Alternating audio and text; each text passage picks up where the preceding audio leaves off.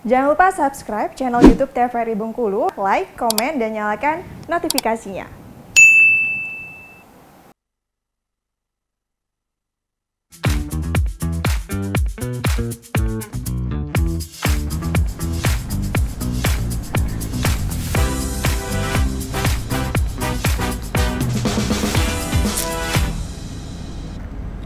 Balik lagi di Opini, obrolan pagi ini masih dengan tema yang sama, yaitu bidan untuk masyarakat dengan bidan Susi nih. Nah, bidan Susi tadi kita singgung ya, kalau misalnya sebenarnya ada hal-hal yang harus diperhatikan nih bagi seorang ibu pada saat kehamilan, melahirkan, dan juga pasca melahirkan, agar nantinya tidak terjadi hal-hal yang tidak diinginkan ya, seperti misalnya HB-nya terlalu tinggi atau terlalu rendah, terus juga asupan gizinya yang kurang. Nah, sebenarnya hal-hal apa saja sih yang harus diperhatikan bagi seorang ibu? Sebenarnya sekarang Mbak, pemerintah udah cukup maju, sudah memperhatikan. Jadi dari pranikah mereka udah diedukasi tuh di KUA. Ini loh gizi yang bagus. Misalnya dari genetik, ini genetiknya kayak gini. Jadi Anda harus siap terima nih kayak gini nanti keturunannya gitu. Nah, jadi kita siap memilih pada saat pranikah. Gitu Mbak ya. Kemudian masuk ke kehamilan. Jadi sebelum dia masuk ke kehamilan di pranikah tadi dia udah diedukasi.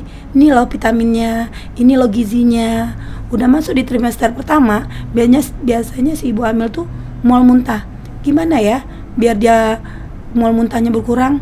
Kita arahkan ke makan pisang rebus, makan jagung rebus gitu loh Mbak. Itu biasanya di awal kehamilan ya? Yang kurang minyak-minyak itu ke buah-buahan gitu Mbak. Buah-buahan. Tapi tetap dia minum vitamin ibu hamil untuk supaya bayinya sehat nanti dan kehamilannya sehat, persalinannya sehat, ibunya selamat gitu. Kemudian masuk ke nipas. Nipas itu dari 2 jam persalinan kita harus pantau tuh ibunya perdarahan.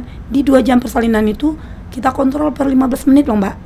Namanya patograf. Kami ngisi patograf sampai 2 jam persalinan. Itu disebut masa kritis habis persalinan bagi kami. Jadi kami sangat di dalam pengawasan benar si ibu.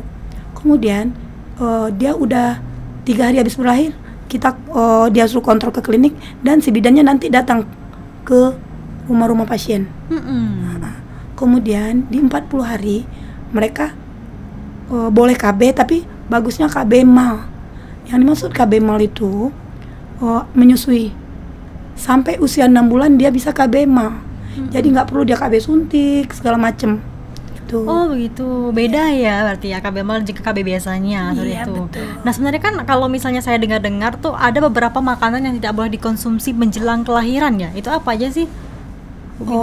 Paling yang nggak boleh dimakan itu yang bergas-gas kayak Sprite, Fanta gitu loh Mbak.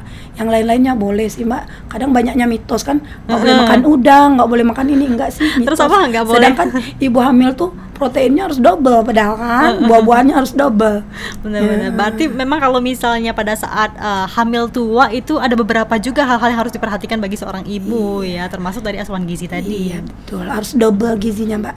Kadang kata nenek-nenek tuh kan atau ibunya nggak boleh berdiri di pintu, ntar bayinya susah keluar, itu mitos gitu loh Mbak. Kemudian udah di 40 hari nanti di usia anak 3 bulan anaknya diajak imunisasi, boleh ke posyandu, boleh ke puskesmas gitu loh Mbak, sampai usia anak 2 tahun ya imunisasinya. Tapi si bayi sama balita itu harus dibawa ke posyandu sampai usia 5 tahun karena harus dapat vitamin A Februari Agustus dan pemantauan tumbuh kembang anak, berat badannya naik nggak sih gitu. Yang bagusnya berat badan anak itu di garis hijau, jangan di garis merah Mbak. Kalau di garis merah atau di bawah garis merah namanya BGM gitu loh Mbak. Berarti tumbuh kembang anak pada saat setelah proses pelahiran itu juga harus diperhatikan. Iya, ya, sebenarnya dari awal hamil loh Mbak. Kalau mau anak kita pintar dari awal hamil, jangan asal hamil aja gitu loh. Mau kita sehat, badan kita sehat dari awal hamil sampai di anak nanti di periode emasnya tuh sampai usia anak 2 tahun itu di situ perkembangan otaknya yang bagus loh Mbak. Pada saat kehamilan itu tahu nggak sih kalau misalnya si bidan ini ternyata si anak ini kurang gizi ya? Apalagi kan masalah stunting itu kan masih sering terjadi ya di Bengkulu ya. Iya. Kalau masalah stunting tuh misalnya dia berat badannya, dia usia kehamilannya udah cukup tuh 38 minggu. Nggak taunya bayinya berat badannya cuma 2 kilo gitu loh Mbak. Tubuhnya yang normalnya 50, dia 40 gitu loh Mbak. Terus gimana itu dari gizi tadi. Oh, dari gizi. Mengatasinya itu peran bidan harus edukasi masyarakat. Boleh lewat TikTok, lewat WA, lewat Instagram. dibutuhkan peran bidan. Nah, sekarang tuh juga Bidan Susi juga sudah mulai membuat konten-konten edukasi juga Ya, alhamdulillah. Bidan ya. Ada juga respon kepada masyarakat saat ini gimana nih? Sangat rame, sangat antusias, pasiennya malah meningkat karena udah ada konten-konten itu loh Mbak. Ada juga nggak sih yang kontrol melalui media sosial terkait dengan Iya. kehamilan? Lewat Facebook, dia itu tanyakan, lewat TikTok, lewat Instagram, banyak Mbak. Nah, ini kan kalau misalnya masalah stunting itu biasanya terjadi karena apa sih? Apakah pernikahan usia dini atau memang selain karena tadi asupan gizinya yang kurang ya? Kebanyakannya sih Mbak, pendidikan, ekonomi. Kalau dia pendidikannya tinggi, dia akan tahu, ya kan? Oh ini loh yang bagus. Kalau dia di usia dini, dia udah nikah di usia 15 tahun, 16 tahun, sedangkan dia kan harus sekolah, harus dimanja masih kan Mbak. Dia udah nikah, untuk badan dia sendiri aja dia belum bisa gitu loh. Makanya kita harus cegah. Usia perkawinan kan 22 tahun boleh Mbak. Oke, nah pernah nggak sih ada buat program misalnya edukasi kepada masyarakat terkhususnya di daerah-daerah terkait dengan permasalahan jangan menikah dini dan juga bagaimana sih sebaiknya pada saat hamil itu apa saja yang harus diperhatikan seperti itu Bu Bidan? Iya, itu udah ada program kita pemerintah loh Mbak. Udah ada posyandu remaja, kami datang ke sekolah-sekolah, tiap ada tahun ajaran baru, ini loh nak diminum tablet tambah darah kalau masa kehamilan, ini loh yang kayak gini nggak bagus, misalnya merokok atau seks bebas nggak bagus untuk kehamilan, tanda-tanda keputihan gini gitu, ke tanda yang nggak bagus kayak gini loh bagi pria, bagi wanita. Jadi kita dari puskesmas udah ke sekolah-sekolah loh Mbak. Nah, di puskesmas itu udah ada posyandu remaja juga.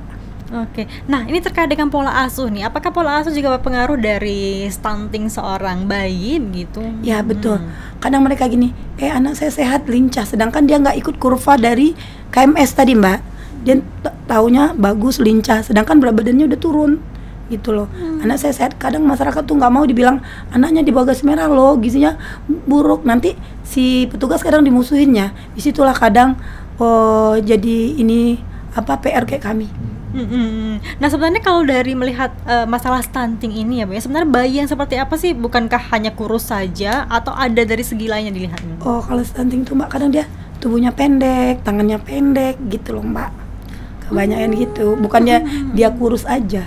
Ada kriterianya Mbak kalau stunting. Kalau Bu Bidan sendiri melihat kondisi stunting di Bengkulu ya, apalagi di pelayanan di posyandu ini sendiri ya, sudah mulai berkurang atau gimana tuh? Kalau di wilayah saya nggak ada Mbak. Alhamdulillah nggak ada ya. Karena mereka antusias, karena dia ASI eksklusif. Yang susah tuh kalau dia pakai susu botol, kadang dia pakai susu botol tuh nggak tahu cara takarannya kan. Nah makanya peran kita bidan harus mengedukasi, ini ASI eksklusif 0 sampai 6 bulan. Nah kalau misalnya ini kan sekarang tuh banyak juga ya kalau misalnya ibu-ibu muda itu nggak mau menyusui secara langsung anaknya ya dari ASI ya, pakai susu formula, itu juga mempengaruhi nggak sih? Dari sangat mempengaruhi. Dia akan mencret, dia akan demam. Makanya kita si bidan kasih edukasi, oh gini loh menyusui yang baik. Harus cara perlengkatan cara menyusui itu yang baik begini loh, biar nggak lecet, biar asinya bagus. Kita pijat oksitosin pada saat kehamilan di trimester ketiga gitu loh Mbak. Ya jadi yang pijatnya siapa? Suaminya. Nah ini kan tadi di awal Ibu juga singgung kalau misalnya ada soal pijit-memijat ya pada saat proses hamil dan juga pada saat anaknya melahirkan, itu fungsinya apa sih? Kalau untuk ibu, untuk pijat oksitosin tuh supaya dia asinya banyak.